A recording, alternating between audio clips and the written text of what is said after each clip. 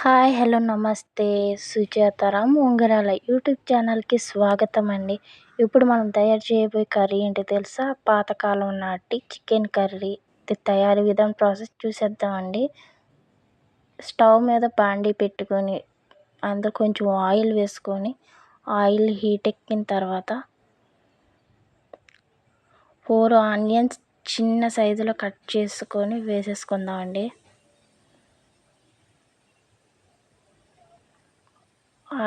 Oils వేసుకున్న తర్వాత అందులో కొంచెం ఒక పావు టీ స్పూన్ అంత పసుపు వేసుకొని బాగా కలుపుకుందాం. కొంచెం సేపు ఫ్రై చేసుకుందాం అండి.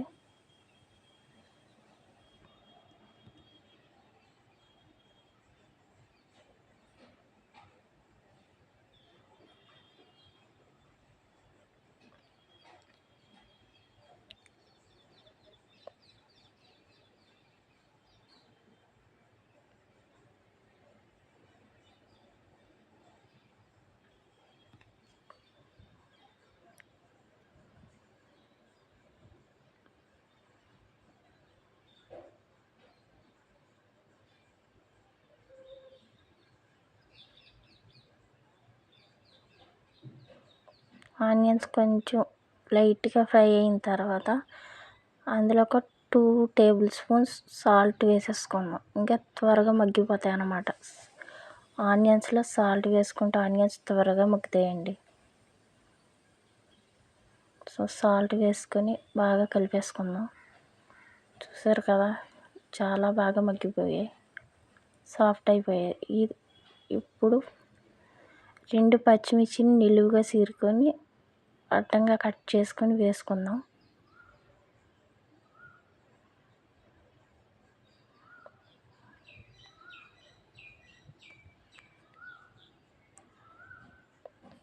అందులోనే ఒక 2 రెమ్మల కరివేపాకు కూడా వేసేసుకుందామండి. వేసుకొని బాగా కలుపుకొని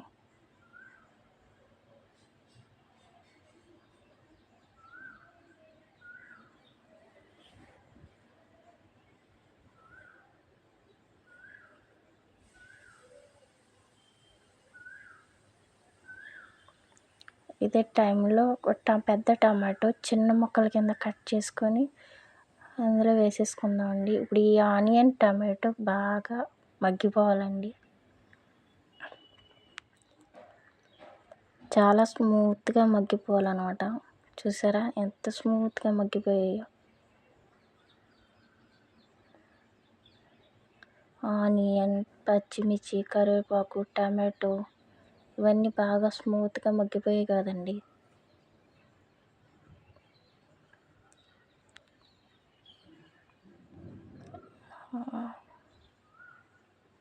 ఇప్పుడు అందులో చికెన్ వేసేసుకుందాం. చికెన్ నాకు 800 గ్రామ్స్ వచ్చిందండి. మీరు ఇదే ప్రాసెస్లో 1 కిలో అయినా తీసుకోవచ్చు. ఆనియన్స్, టమాటో ఇవన్నీ బాగా చికెన్కి పట్టేలా బాగా కలుపుకొని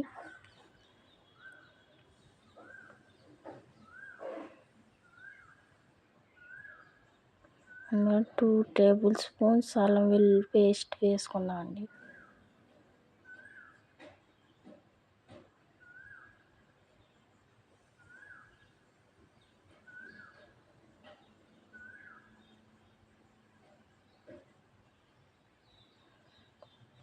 అల్లం వెల్లుల్లి పేస్ట్ వేసుకొని బాగా కలుపుకుందాం.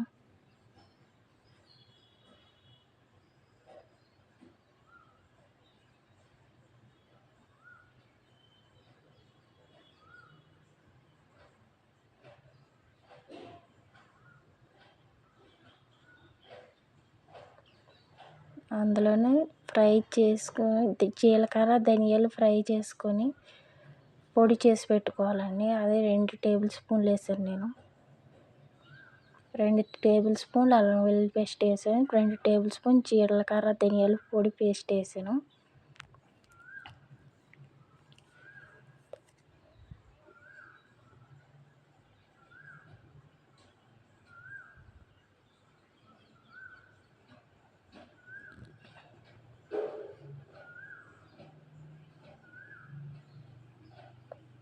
జీలకర్ర ధనియాల పొడి కాకపోయినా అల్లం వెల్లుల్లి పేస్ట్ ఆడుకునేటప్పుడు అందులో కొంచెం జీలకర్ర ధనియాలు వేసుకొని మిక్సీ పెట్టేసుకోవచ్చండి. అలా అయినా వేసుకోవచ్చు, ఇలా అయినా వేసుకోవచ్చు. సో ఈ మసాలా, ఆనియన్స్, టమాటో, పచ్చిమిర్చి ఇవన్నీ చికెన్కి పట్టేలాగా బాగా మిక్స్ చేసుకోవాలండి.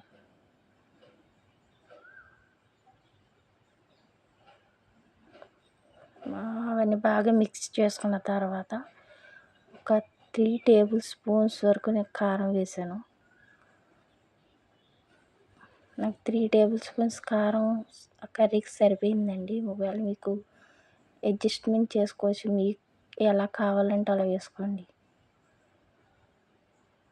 ఫస్ట్ మీకు ఎక్కువ అవుతుంది అనుకుంటే ఒక 2 టేబుల్ స్పూన్లు వేసుకొని కర్రీ ఉడికేటప్పుడైనా మళ్ళీ ఇంకో టేబుల్ స్పూన్ వేసుకోవచ్చండి సరిపోకపోతే. నాకు 3 టేబుల్ స్పూన్ సరిపోయింది కరెక్ట్గా.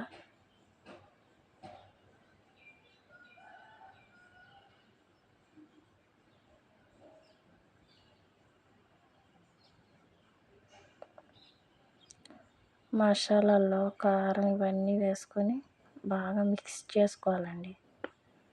చూసారు కదా, బాగా మగ్గించుకొని మసాలా అవి చికెన్ పట్టీలో బాగా మగ్గించుకొని పెద్ద గ్లాస్ వాటర్ వేసుకోండి. ఒక గ్లాస్ 300 ml గ్లాసు వాటర్ అండి. అది 300 ml వాటర్ వేసుకున్నాను నేను. ఈ వాటర్ సరిపోయింది నాకు, ఇంక మళ్ళీ నేనేమి యాడ్ చేసుకోలేదండి.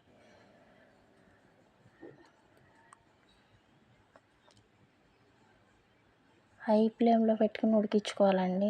చికెన్ త్వరగానే సాఫ్ట్ అయిపోతుంది కాబట్టి వాటర్ తక్కువ వేసుకోవాలి.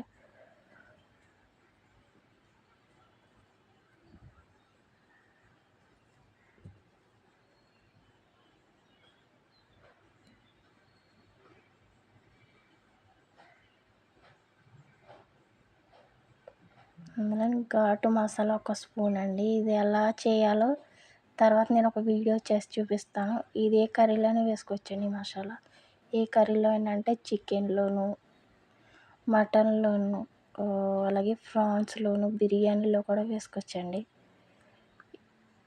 ఈ 4 కర్రీస్కి కూడా ఉపయోగపడేలాగా ఈ మసాలా పొడి చేసి పెట్టుకున్నాను అనమాట. మసాలా పొడి వేసి మిక్స్ చేసి మూత పెట్టేసి ఒక 10-15 మినిట్స్ బాగా ఉడికించుకున్న తర్వాత మూత తీసి ఓపెన్ చేశానండి.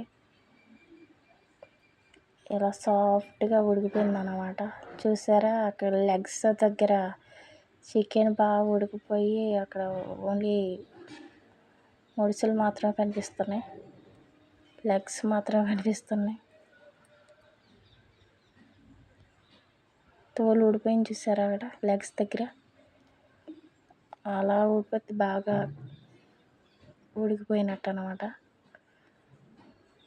కొంచెం లైట్గా వాటర్ ఉంది అనిపించుకొని ఇలా కొత్తిమీర వేసేసుకొని కొంచెం సేపు మగ్గించుకోవాలండి.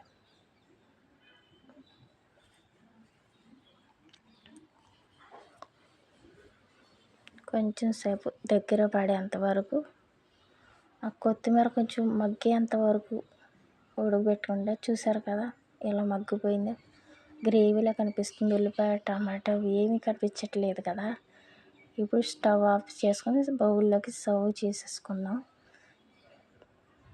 చూసారు కదా ఎంత బాగా ఉడికిందో. సో ఈ కర్రీ కనుక మీ చికెన్ కర్రీ మీకు నచ్చినట్టయితే మీ ఛానల్ లైక్ చేయండి, షేర్ చేయండి, సబ్స్క్రైబ్ చేసుకోండి. Thank you all.